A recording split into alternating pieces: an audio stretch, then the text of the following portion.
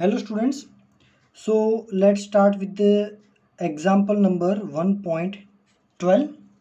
Pay attention. देखो ये question जो है ना बहुत बड़ा है, बट मैं आपको सिंपली शॉर्ट में एक्सप्लेन करता हूँ कि इसमें फाइंड क्या करना है. You can read the question from the text book. आपको एक सिलेंडर दिया हुआ है. You have given a cylinder and this one is the origin. यहाँ पे एक्स एक्सिस है और ये है Y axis. Ready? Length of the cylinder is given by 20 centimeter. Ready? And the radius is given by 5 centimeter. मतलब ये जो यहाँ से यूं ये रेडियस हमको कितना दिया है 5 सेंटीमीटर. अब आपको ऐसा बोला कि सिलेंडर के अंदर से एक इलेक्ट्रिक फील्ड पास हो रहा है. अब वो इलेक्ट्रिक फील्ड कैसा है? सो electric field positive x direction में तुम्हारा इलेक्ट्रिक फील्ड है 200 आई कैरेट, और वही इलेक्ट्रिक नेगेटिव एक्स डायरेक्शन में -200 आई कैरेट है. रेडी? चलो, सो हमें अब ये ऐसा केस दिया और तीन क्वांटिटीज फाइंड करनी है. पहला क्या है? ए, what is the net outward flux through each flat face. Ready? Flat face कितने हमारे? दो. एक तो ये सरफेस नंबर 1, फिर एक ये सरफेस नंबर 2. इन दोनों का मिला के टोटल फ्लक्स कितना हो रहा है ये हमें फाइंड करना है. चलो, सो let's find the flux for the surface number 1. I will say it is a 5-1. So it is a basically integration E dot dA. अब सरफेस नंबर 1 कहाँ है? तो सरफेस नंबर 1 अगर देखने जाओ तो नेगेटिव एक्स डायरेक्शन में है.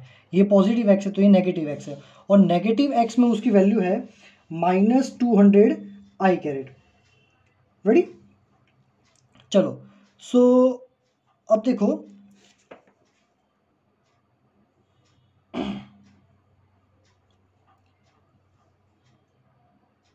इसका एरिया वेक्टर होगा यहाँ पे dA, और इसमें से जो इलेक्ट्रिक फील्ड है वो नेगेटिव डायरेक्शन में आ रहा है यहाँ पे. Ready? So flux phi is equal to integration E dA cos 0, क्योंकि ये जो इलेक्ट्रिक फील्ड है कौन सी डायरेक्शन में है? नेगेटिव एक्स डायरेक्शन में है. यहाँ पे -i लिखा हुआ है ना, मतलब कि वो ये डायरेक्शन में आ रहा है, और dA भी यहाँ पर है. सो दोनों के बीच का angle 0. So φ1 is equal to integration E dA. That means φ1 is equal to E integration dA. So φ1 is equal to E की वैल्यू. सो E की वैल्यू क्या है? तो E की वैल्यू है 200. तो यहाँ पे डाल दो 200 और इंटीग्रेशन dA, मतलब ये पूरा सर्कल का इंटीग्रेशन. तो सर्कल ये पूरा एरिया कितना होगा? पूरा एरिया होगा अपना πr². सो 200 इंटू 3.14 इंटू रेडियस कितनी है? 5 सेंटीमीटर. 5 सेंटीमीटर को मीटर में कन्वर्ट करो, 5 इंटू 10⁻², और उसका होल स्क्वायर. जब इसको आप सॉल्व करोगे तो आपका φ1 आएगा 1.57. रेडी? चलो फिर से कहता हूँ कि इलेक्ट्रिक फील्ड कैसा है कि पॉजिटिव एक्स एक्सिस पे इलेक्ट्रिक फील्ड ऐसे जा रहा है आई कैरेट, मतलब प्लस एक्स डायरेक्शन में, और नेगेटिव एक्स एक्सिस में तुम्हारा इलेक्ट्रिक फील्ड सेम वैल्यू का पर -i डायरेक्शन में, मतलब यहाँ पे जा रहा है नेगेटिव एक्स डायरेक्शन में. तो ये इलेक्ट्रिक फील्ड ऐसा हो गया, इसका एरिया वेक्टर यहाँ पे हो गया, दोनों सेम डायरेक्शन में है, तो E dA cos 0 कर दिया. और उसके बाद ये फॉर्मूला, यहाँ पे E को बाहर निकाल दिया, इंटीग्रेशन dA मतलब पूरा सर्कल πr², वैल्यू डाला 1.57. एक बार आराम से देख लो इसको.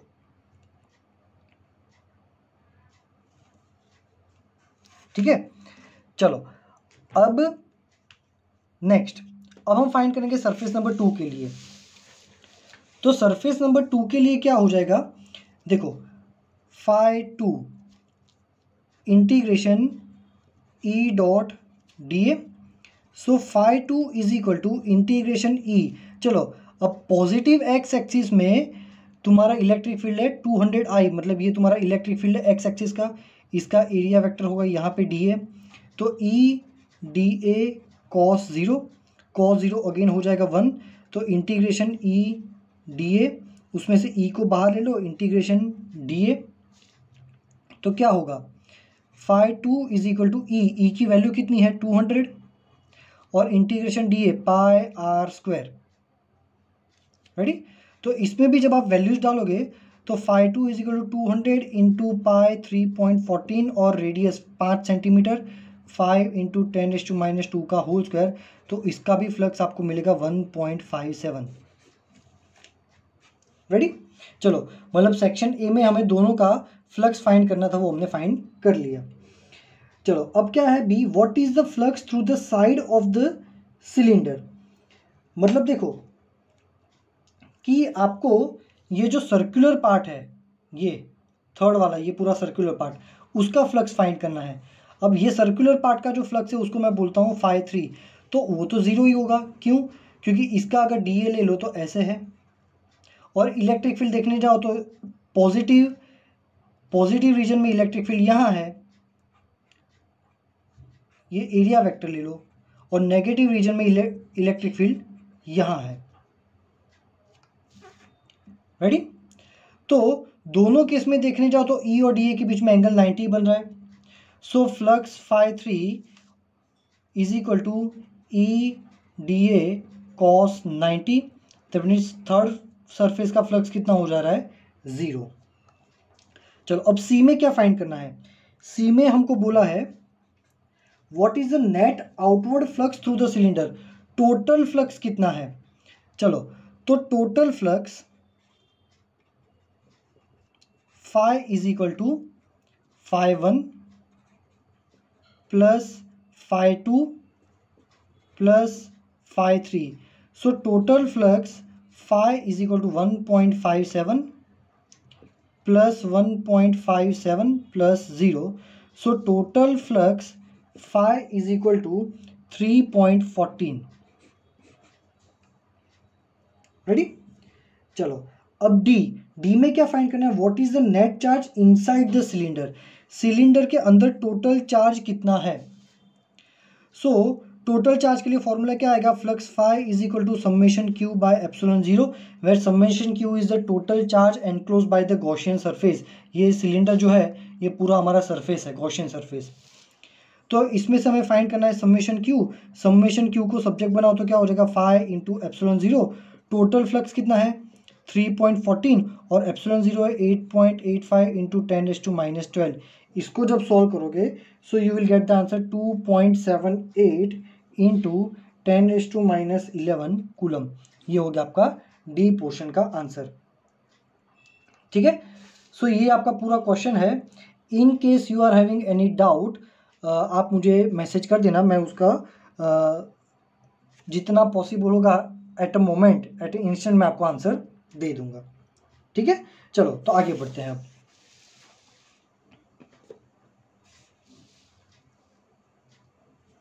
सो नेक्स्ट है हमारा topic number 1.15, application of Gauss law.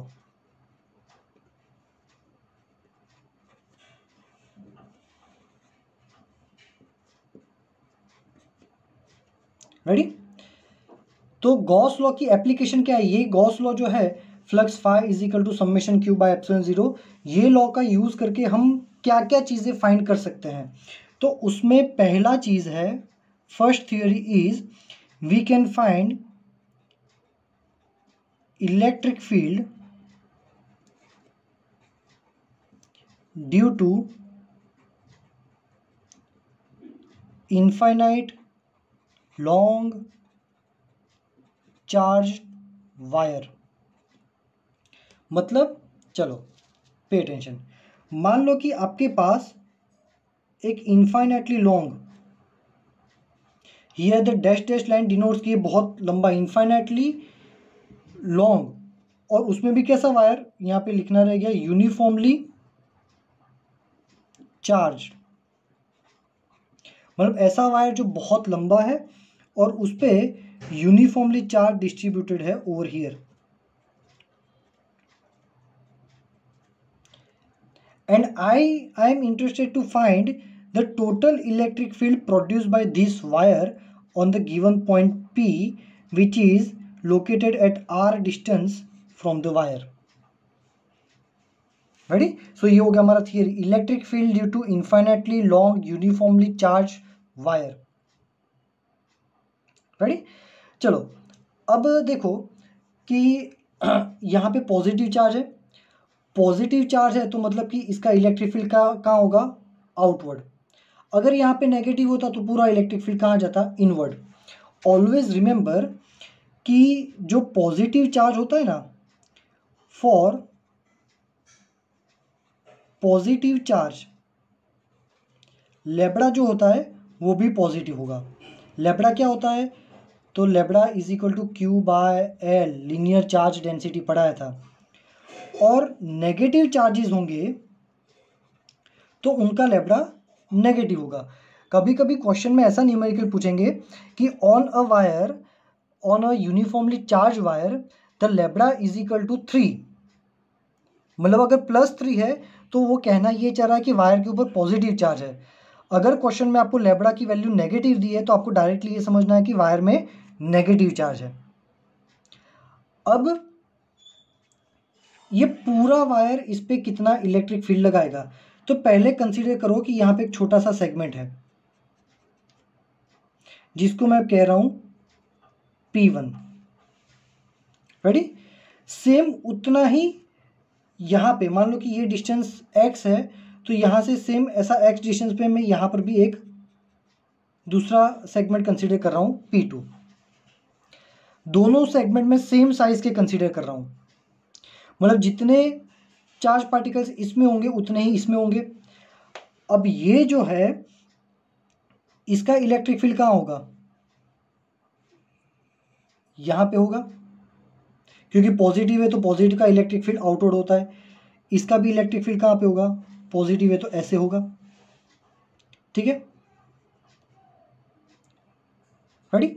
तो अब अगर तुम देखो तो ये जो इलेक्ट्रिक फील्ड है इसका मान लो E है, इसका जो इलेक्ट्रिक फील्ड लगा वो भी E है, दोनों इलेक्ट्रिक फील्ड सेम होंगे, क्यों, डिस्टेंस सेम है। और जितने पार्टिकल चार्ज पार्टिकल्स यहाँ है उतने यहाँ पर भी है, तो दोनों सेम इलेक्ट्रिक फील्ड प्रोड्यूस करेंगे, दोनों यहाँ पे सेम एंगल बनाएंगे थीटा। रेडी? मतलब इसका अगर कंपोनेंट देखने जाओ तो यहाँ पे होगा E cos थीटा, इसका भी कंपोनेंट हो जाएगा E cos थीटा। पर इसका ये वाला कंपोनेंट देखो तो क्या हो जाएगा E sin थीटा, और इसका नीचे वाला कंपोनेंट देखने जाओ तो हो जाएगा E sin थीटा। तो मतलब ये प्लस साइन थीटा हो जाएगा, ये माइनस साइन थीटा हो जाएगा। एक ऊपर है तो उसको प्लस कंसीडर करेंगे, इसको माइनस कंसीडर करेंगे, तो ये दो तो अपनी इफेक्ट कैंसिल कर देंगे। सो जो भी रिजल्टेंट इलेक्ट्रिक फील्ड है वो यही डायरेक्शन में मिलेगा। ऐसा यहाँ पर एक कंसीडर करो, यहाँ पर एक कंसीडर करो, इसके ऊपर कंसीडर करो, ऐसे हर सेगमेंट को कंसीडर करते करते देखोगे तो सबका इलेक्ट्रिक फील्ड आपको यहीं पर मिलेगा। So it clearly indicates that कि इनफाइनाइटली लॉन्ग चार्ज वायर जो है उसका P पॉइंट पे इलेक्ट्रिक फील्ड जो है वो always exactly radially outward direction. ये इलेक्ट्रिक फील्ड कौन सी डायरेक्शन में लग रहा है, बाहर। बाहर मतलब कौन सी डायरेक्शन, ये जो हमने डिस्टेंस ड्रॉ किया है वो डायरेक्शन में, मतलब रेडियली आउटवर्ड डायरेक्शन में ही लगेगा, ये डायरेक्शन में। रेडी? चलो अब इसका हम इलेक्ट्रिक फील्ड फाइंड करते हैं। फिर से मैं डायग्राम ड्रॉ करता हूं।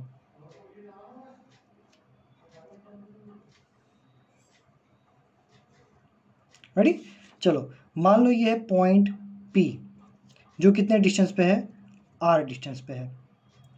यहाँ P पॉइंट पे मुझे इलेक्ट्रिक फील्ड फाइंड करना है। I am interested to find the electric field over here.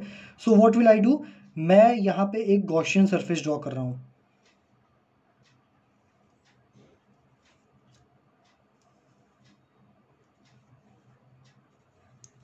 क्या किया मैंने, एक सिलिंड्रिकल गॉसियन सरफेस यहाँ पे ड्रॉ किया है, और यहाँ पे क्या है, सारे पॉजिटिव चार्ज पार्टिकल्स हैं।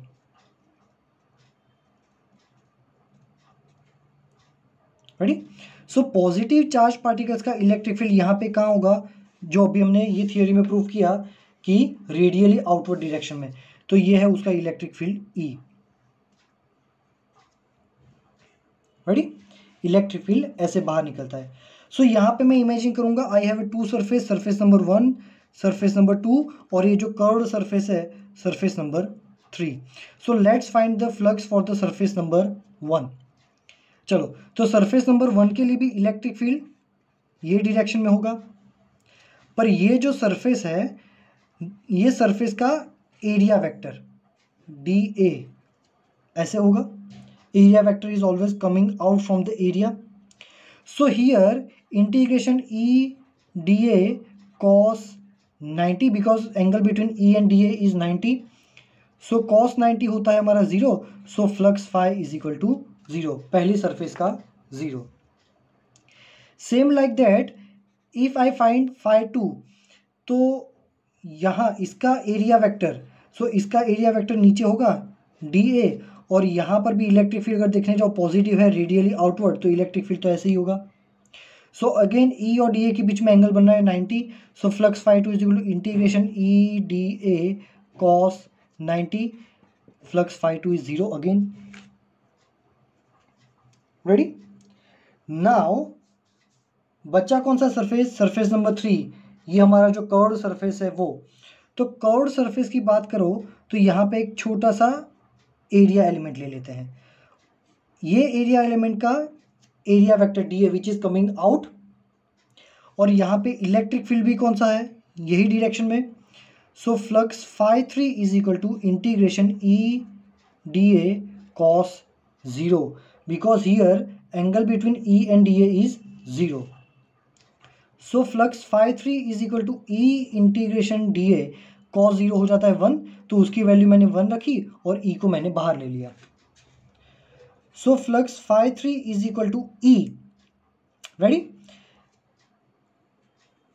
इंटीग्रेशन डी ए, मतलब ये पूरा जो कर्व सरफेस है वो पूरा कर्व सरफेस कितना हो जाएगा, 2 pi are l, where l is the length of your Gaussian surface. Ready?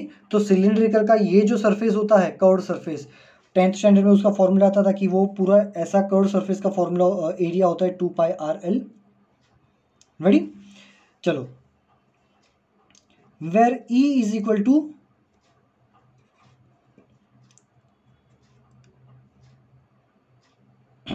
Equal to k q by r square into 2 pi are l. Ready? चलो, इसको दे दो equation number 1। Now we know that flux phi is equal to summation Q by epsilon 0, where summation Q is the total charge enclose by this Gaussian surface, और हम ऐसा ही assume कर रहे हैं कि टोटल चार्ज जो है वो हमारा क्यू है। So flux phi is equal to Q upon epsilon 0। तो ये जो फ्लक्स की फॉर्मूला है ये दोनों को इक्वेट करो तो क्या हो जाएगा, Q by epsilon 0 is equal to k q by r square into 2 pi are l. Ready? चलो, सो क्यू क्यू कैंसिल, एक मिनट, हमें तो इलेक्ट्रिक फील्ड फाइंड करना है, सॉरी, ये पूरा टर्म कैंसिल, ये पूरा टर्म कैंसिल, इसको दे दो इक्वेशन नंबर 1। रेडी? अब ये फाई 3 और ये फाई 3 को इक्वेट करो तो क्या हो जाएगा, Q by epsilon 0 is equal to E into 2 pi are L. हमें इलेक्ट्रिक फील्ड फाइंड करना है तो वो ई को सब्जेक्ट बनाओ तो ई हो जाएगा q upon epsilon 0 2 pi are l. Ready? So electric field, अब मान लो कि मैं ये जो फॉर्मूला है उसमें ऊपर नीचे 2 से मल्टीप्लाई करता हूँ, तो 2q अपॉन 2 2 ज़ा 4 pi epsilon 0 r into L. Ready? तो ये 1/4πε0, तो ये 1/4πε0 क्या हो गया k, तो E is equal to 2kq/r into L, है ना। ये 1/4πε0 जो है, ये 1/4πε0 को मैंने कंसिडर कर दिया k। Now we know that lambda is equal to q/l, तो ये q/l की जगह मैं क्या लिख सकता हूँ, lambda. So E is equal to 2k λ/r। So ये हो गया हमारा टोटल इलेक्ट्रिक फील्ड, उसकी डायरेक्शन होगी कमिंग आउट रेडियस की डायरेक्शन में। तो यहाँ पे अगर डायरेक्शन लिखनी है तो लिखेंगे रेडियस का r²। चलो मैं फिर से रिवाइज करवा देता हूँ। There are total 3 surfaces. तो पहली सरफेस का फ्लक्स 0, दूसरी सरफेस का भी फ्लक्स 0, तीसरी सरफेस का फ्लक्स मुझे मिला ये, ठीक है। तो अगर ये केस में मैं टोटल फ्लक्स देखूं तो total flux phi is equal to phi1 plus phi2 plus phi3। तो टोटल फ्लक्स कितना हो गया, phi1 है 0, phi2 भी 0 और phi3 है E इंटू 2πrl। सो फ्लक्स phi हमारा टोटल क्या हो गया, E इंटू 2πrl। ये हो गया हमारा टोटल फ्लक्स। रेडी, इक्वेशन 1 यहाँ पे मत देना, इक्वेशन नंबर 1 यहाँ पे दे देना। मतलब ये phi3 तक सॉल्व करने के बाद टोटल फ्लक्स लिखना, ये टोटल फ्लक्स हो गया। फिर लिखना कि we know that total flux phi is equal to summation q/ε0। So total flux phi is equal to q/ε0। इसको दे दो इक्वेशन नंबर 2।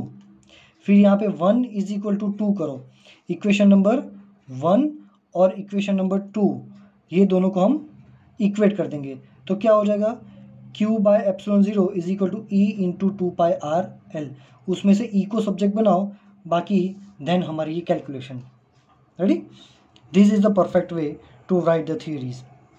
ठीक है, चलो इन केस कुछ भी डाउट है इसमें तो मुझे मैसेज कर देना, इसका हम सॉल्यूशन जो भी है वो ले आएंगे। ठीक है, थैंक यू वेरी मच।